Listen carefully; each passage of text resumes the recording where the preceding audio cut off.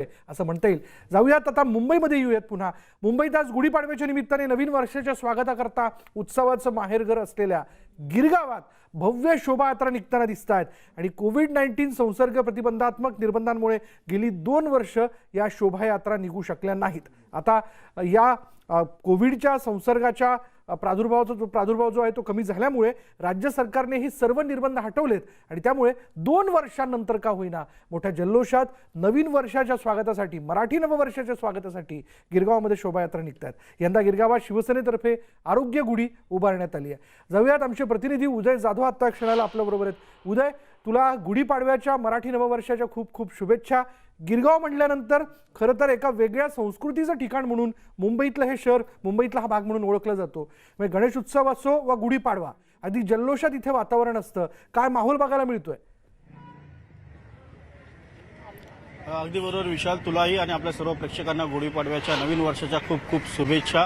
उत्सवांचं माहेरघर म्हणून गिरगावची ओळख आहे। गणेशोत्सव असो, दहीहंडी असो किंवा इतर उत्सव असो, ते जर बघायचे असेल तर लालबाग परळप्रमाणे गिरगावात यावं लागतं आणि गिरगावची संस्कृती जी आहे ती आज तक आहे, त्या तरुण पिढीने देखील टिकून ठरलेली आहे।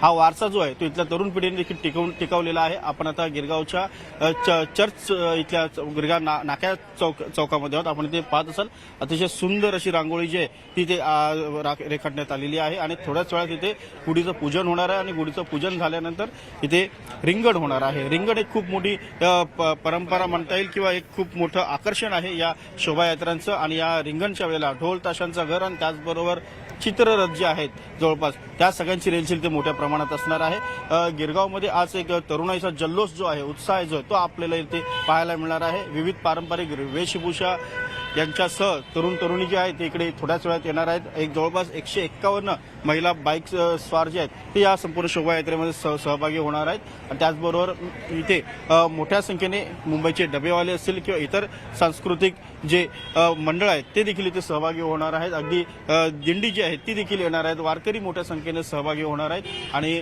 त्याचबरोबर मराठी चित्रपटसृष्टीतले अनेक कलाकार जे आहेत ते देखील इथे सहभागी होणार आहेत। दुपारपर्यंत ही सगळी शोभायात्रा जी आहे गिरगावमध्ये सुरू राहणार आहे।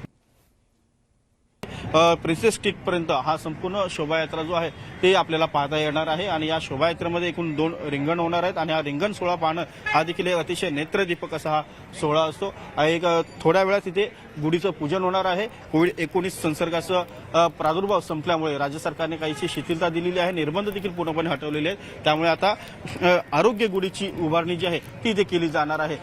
दक्षिण मुंबई शिवसेनेतर्फे हे संपूर्ण शोभायात्रांचं आयोजन दरवर्षी केलं जातं आणि यंदा आरोग्य गुढी उभारून कोविड-19 संसर्ग जो आहे तो पुन्हा येऊ द्यायचा नाही असा एक निश्चय जो आहे तो या गुढीमार्फत सर्वसामान्य नागरिकांना द्यायचा आहे। शिवसेनेचे अनेक खासदार असतील, आमदार असतील, काही पदाधिकारी असतील ते देखील या संपूर्ण शोभायात्रेमध्ये मोठ्या संख्येने सहभागी होणार आहेत। एक जल्लोष आहे कारण गेले 2 वर्ष कोविड संसर्गामुळे शोभायात्रा स्वागत यात्रा ज्या आहेत त्या निघू शकलेल्या नाही आहेत। मात्र यंदा या 2 वर्षाची कसर जी आहे ती तरुणाईला भरून काढायची आहे। त्यामुळे मोठा जल्लोष आणि उत्साह या शोभायात्रांमध्ये थोड्याच वेळात आपल्याला पाहायला मिळणार आहे आणि हा जल्लोष उत्साह या उत्सवाच्या माहेरघरातनं आम्हाला बघायचा आहे। आम्ही पुन्हा एकदा उद्या तुझ्याकडे येऊच। तुर्तास तरी धन्यवाद या सगळ्या माहितीबद्दल।